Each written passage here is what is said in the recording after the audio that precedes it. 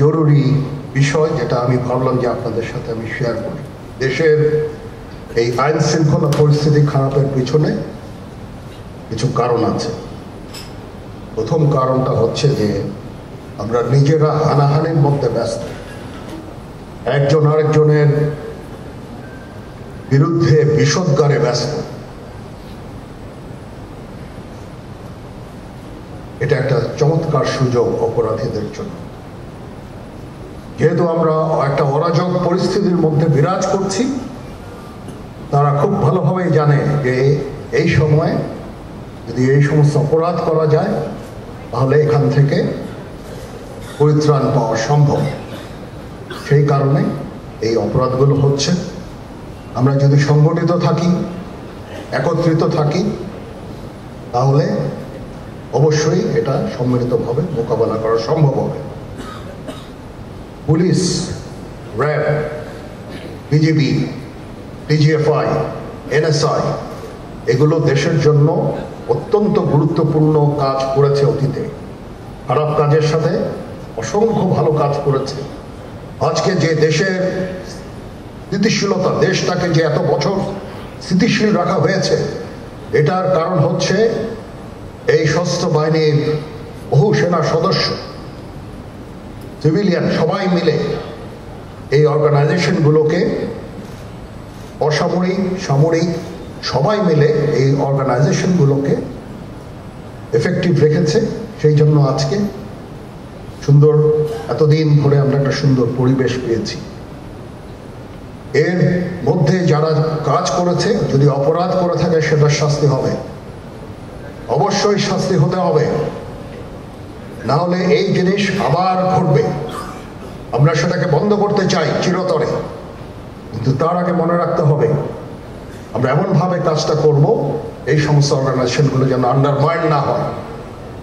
আজকে পুলিশ সদস্য কাজ করছে না, একটা বিশাল বড় কারণ হচ্ছে অনেকের বিরুদ্ধে মামলা, অনেকে জেলে।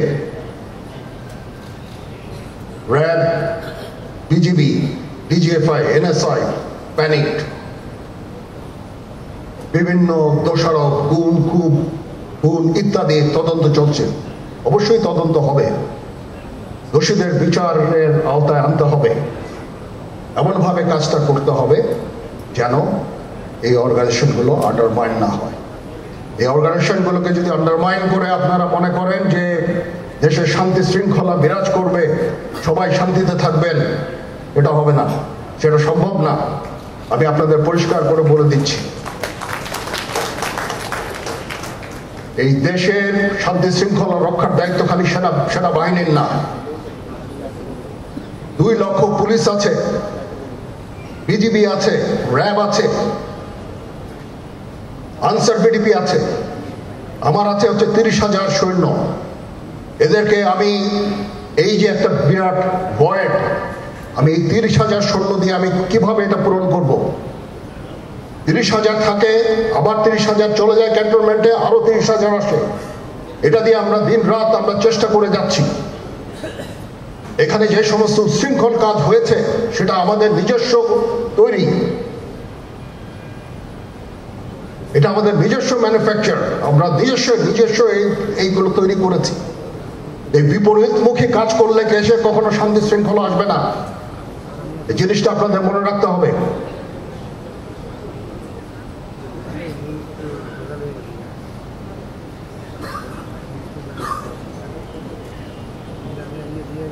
তদন্ত কমিশন হচ্ছে আবার একটা, আমাদের সর্বদা আমরা চেষ্টা করব তদন্ত কমিশনকে সহায়তা করতে।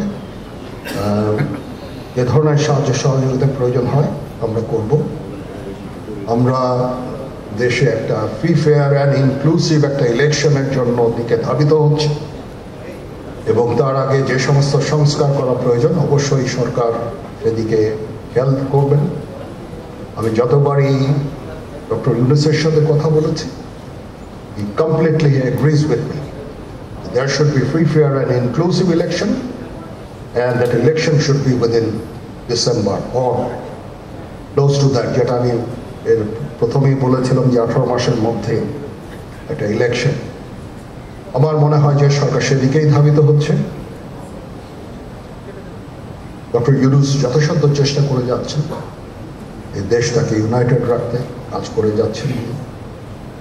ওনাকে আমাদের সাহায্য করতে হবে, উনি যেন সফল হতে পারেন।